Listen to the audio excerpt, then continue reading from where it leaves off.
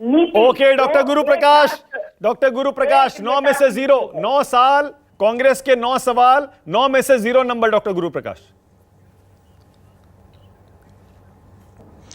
मानक जी, आपको और पैनल में उपस्थित सभी साथियों को हमारा नमस्कार। आज सरकार के 9 वर्ष हुए हैं और निश्चित रूप से कांग्रेस पार्टी का प्रेस कॉन्फ्रेंस हम लोगों ने भी देखा है और उन्होंने एक अच्छी इंपॉर्टेंट बात बोली है कि भाई कर्नाटक के चुनाव से ही ये तय हो गया है कि हमारी सरकार की लोकप्रियता में कमी आ रही है। उनकी ही बातों को लेता हूं। अगर चुनाव कोई मापदंड है, अगर लोगों का जनादेश कोई मापदंड है, तो पिछले 9 वर्षों में और भारत के लोकतंत्र में या किसी भी लोकतंत्र में सबसे बड़ा प्रमाण पत्र, सबसे बड़ा जो तय करने वाले लोग होते हैं वो देश की जनता होती है, देश का जनादेश होता है। जैसा आपने कहा कि 14 से भी बड़ा मैंडेट, 300 प्लस का मैंडेट जो पिछले 30 वर्षों में सबसे ज्यादा मैंडेट है, वो भारतीय जनता पार्टी को मिलता है। और क्यों मिलता है, इसके पीछे कारण है। इसके पीछे कारण है हमारी त्याग, हमारा तपस्या, हमारा बलिदान। जो भारतीय अर्थव्यवस्था $2 ट्रिलियन का हुआ करता था, वो आज $3.6 ट्रिलियन का हो गया है। 2014 में हम दुनिया की 10वीं सबसे बड़ी अर्थव्यवस्था थे। हमें लगभग 70 वर्षों का समय लगा था। आज हम दुनिया में 5वीं सबसे बड़ी अर्थव्यवस्था हैं।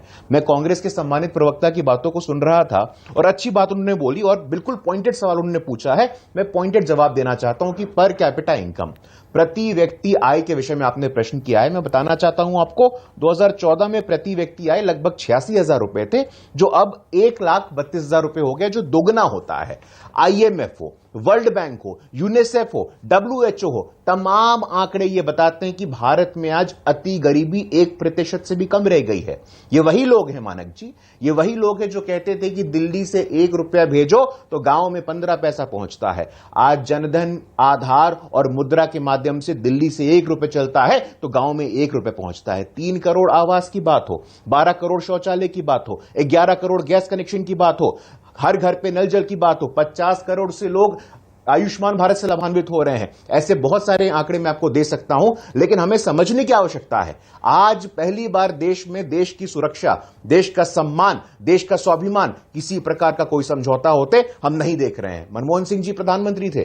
मनमोहन सिंह जी ने कहा था कि भाई इस देश के इंटरनल सिक्योरिटी पे, आंतरिक सुरक्षा पे जो सबसे बड़ा खतरा है वो नक्सलवाद का है। नक्सलवाद से कितने जिले प्रभावित थे मानक जी? 250 जिले प्रभावित थे, जो आज 25 जिलों से भी कम में सिमट करके रह गया है। तो ये आज हमारा है, हमारा ये परिणाम है, हमारे मेहनत का परिणाम है कि हम लोगों ने ये सुनिश्चित किया है कि देश के सम्मान, सुरक्षा और स्वाभिमान से किसी प्रकार का कोई समझौता ना हो। आधारभूत बदलाव हुआ है। हम 2012-13 में मानक जी अखबार खोलते थे, 2G, CWG, जीजाजी, तमाम घोटाले होते थे। पिछले 9 में से आप कितने नंबर दे रहे हैं? एक भी घोटाला, 9 में से आप कितने नंबर देंगे 9 साल के लिए? साथ कह सकता हूं, आप बताइए तो मैं बताऊंगा आपको।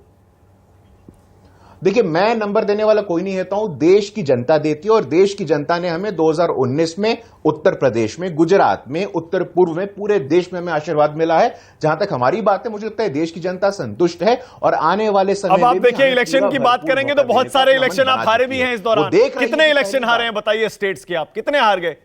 अगर स्टेट्स में जाएंगे, इलेक्शन में जाएंगे, वो गिनवाएंगे तो फिर तो फंस जाएगा मामला। नहीं, मानक जी देखिए, आधारभूत परिवर्तन की बात हो रही है ना। आधारभूत परिवर्तन हम किसको कहते हैं?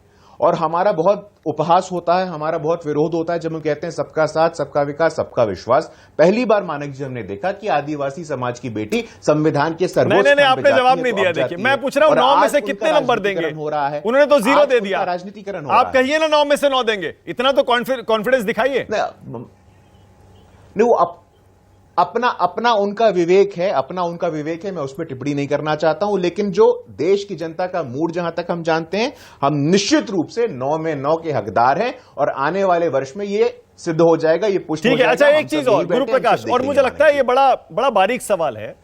जो 14 से 19 के 5 साल थे और 19 के बाद जो 23 तक 4 साल हैं, इनको अगर हम 2 हिस्सों में बांटें, आपके हिसाब से, आपके विश्लेषण में बेहतर शुरू के 5 साल थे या ये बाद के 4 साल?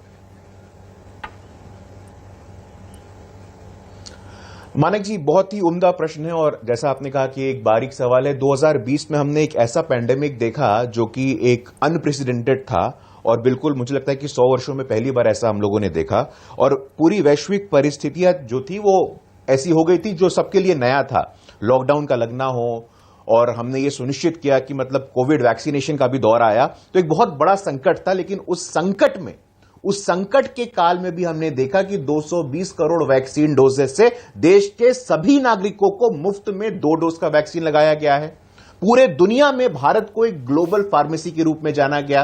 पूरे दुनिया में ऑपरेशन वैक्सीन मातृ से 150 से अधिक देशों को वैक्सीन सप्लाई किया गया। वो अपना पैरासिटामोल हो, हाइड्रोक्सी क्लोरोक्विन हो, ब्राजील हो, अमेरिका हो, पूरे देश ने स्वीकार किया इस बात को कि जब हम वसुदेव कुटुंबकम की बात कहते हैं तो whole world is a family, ये हमारे व्यवहार का हिस्सा है। निश्चित रूप से जो पिछले 4 वर्ष है, मेरे हिसाब से उस अनप्रेसिडेंटेड टाइम में, उस ऐसे कालखंड में जहां बिल्कुल कुछ भी कर पाना कठिन था, उन 4 वर्षों में जिस प्रकार से हम निकल के आए हैं और पूरे देश के साथ, ये कोई एक पॉलिटिकल पार्टी या सरकार का विषय नहीं, पूरे देश ने जिस रेजिलियंस का परिचय दिया है, जिस शक्ति का परिचय दिया है, उसके लिए पूरे देश के लोगों का मैं आभार प्रकट करना वैसे तो चाहता हूं। आशुतोष वर्मा और डॉक्टर नवल किशोर दोनों हैं